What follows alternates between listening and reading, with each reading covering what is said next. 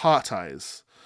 So, Heart Eyes is the brand new, I have no idea who's in this film, Mason Gooding, Olivia Holt movie, starring Mason Gooding and Olivia Holt.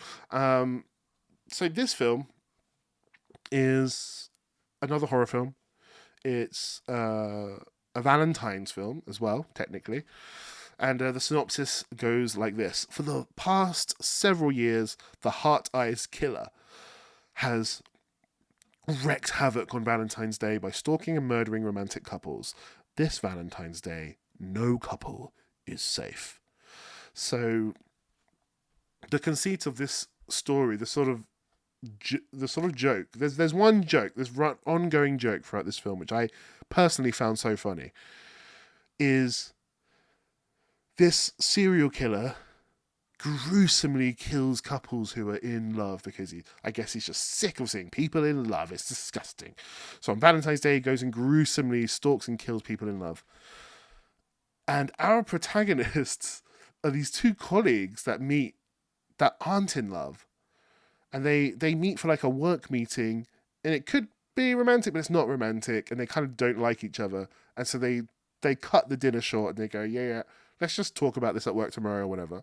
And as they leave, the girl in this duo sees her ex, and to make her ex jealous, just kisses her work colleague, who they've just sort of had an argument and they don't really like each other.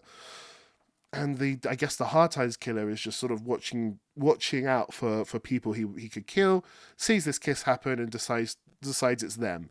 And even though they're not a couple. And throughout the whole film, as they're getting chased, as they're almost getting stabbed with knives, like every time the heart killer jumps out to kill them, the whole time they're like, we're not a couple, please stop trying to kill us. We don't even, I don't even know this person's name. Like, it's just silly. And it's this ongoing joke that's just like, this is an insane joke to have in this film, because there is something inherently funny about these slasher films, and it's because there's been so many slasher films, probably starting with like Halloween, where the genre has a very like sort of specific, I guess, structure, and it's like, okay, well, to make sure audiences aren't bored, we're going to keep trying to change the structure and turn it on its head. And that's what Scream did so well.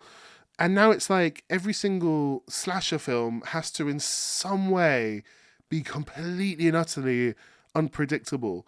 And because every single slasher film is so unpredictable, they're like predictably unpredictable, if you know what I mean. Like, it's gone around a full circle to, it's like so unpredictable that now I can kind of predict it by just thinking, well, what's the most unpredictable thing that's going to happen here? And so it's like the bit where they find out who the killer is, it's like, it was me!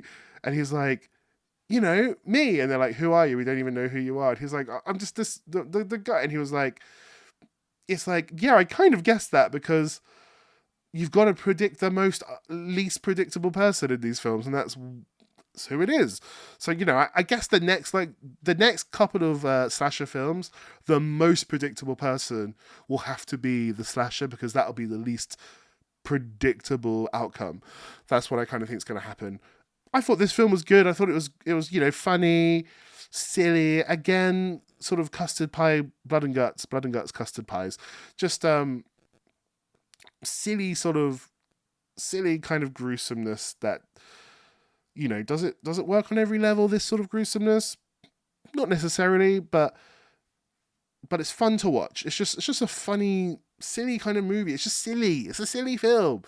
And yeah, it kept my attention. It kept my attention way more than Captain America did. So that's just you take that. I didn't fall asleep. Let's just put it that way.